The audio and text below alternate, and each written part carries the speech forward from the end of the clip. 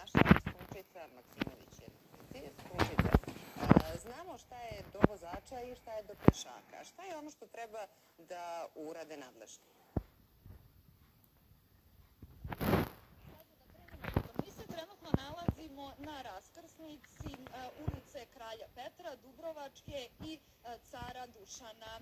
Sugrađani kažu da je ova raskrsnica jedna od prometnijih, ali i problematičnijih, zato što zeleno svetlo na semaforu koje se upravo upalilo ne drži dovoljno dugo. Mi smo merili i u proseku 9 sekundi traje zeleno svetlo na semaforu, ali evo u ovom momentu se upalilo crveno. Mi se nalazimo na sredini ulice i mi, ali i veliki broj sugrađana, nismo uspeli da pređemo. Vozila koja skreću iz ulice Kralja Petra stoje na sred ulice i propuštaju srećom pešake, ali moglo je biti i drugačije. Dakle, ovaj pešački ne drži dovoljno dugo zeleno svetlo za pešake i to može naravno biti problematično i opasno. Primetili smo u proteklih 45 minuta koliko se mi ovde nalazimo da sugrađani pretrčavaju ulicu, da vozila koja skreću iz Kralja Petra ne zaustavljaju se na pešačkom prelazu iako je zeleno svetlo za pešake. Ono što su nam nadležni rekli jeste da kada se upali zeleno svetlo za pešake,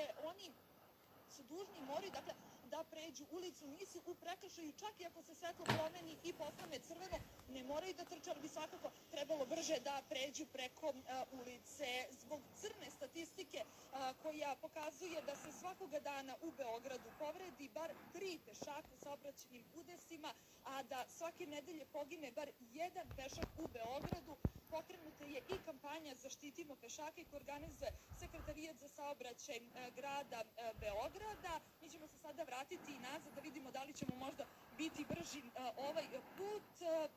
Dakle, kampanja grada Beograda kažu da ima za cilj to da svi shvatimo da smo učesnici u saobraćaju i da budemo pažljivi i mi kao vozači, ali i kao pešaci. Mi ovaj put nismo uspeli da pređemo ovu raskrsnicu dok je trajalo zeleno svetlo, tako da to možda jeste apel na nadležne da se zeleno svetlo za pešake produži na pojedinim raskrsnicama. Ovo nije jedina, sugrađani kažu da je problem veliki takođe i na raskrsnicama preko bulevara. Mi smo izveštavali o problematičnim situacijama, mnogo toga i uspeli da promenimo. Recimo na Smederevskom putu posle našeg izveštavanja postavljen je pešački prelaz, godinama su tamo sugrađani pretrčavali ulicu, zatim u zonama oko škole u naselju Veljko Vlahović bolje je ofarban pešački prelaz i postavljeni su novi znaci. Takođe posle našeg izveštavanja ukinuta je i zbunjujuća strelica za uslovno skretanje u zoni oko osnovne škole u Mirjevu.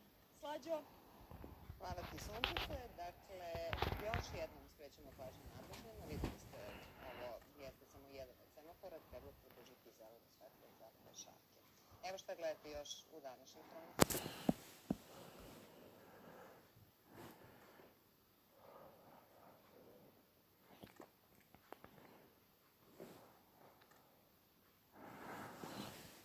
15 godina je Narodni muzej bio zatvoren za 28.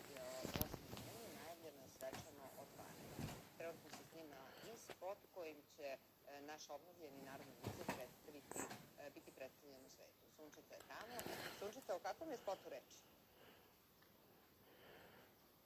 Radna atmosfera ovog popodneva u Narodnom muzeju u Beogradu. U ovom trenutku, tačnije od jutros, snima se promotivni spot koji, kao što smo rekli, predstavljaće Narodni muzej u svetu, ali bit će i prikazan, ekskluzivno će biti prikazan na otvaranju Narodnog muzeja 28.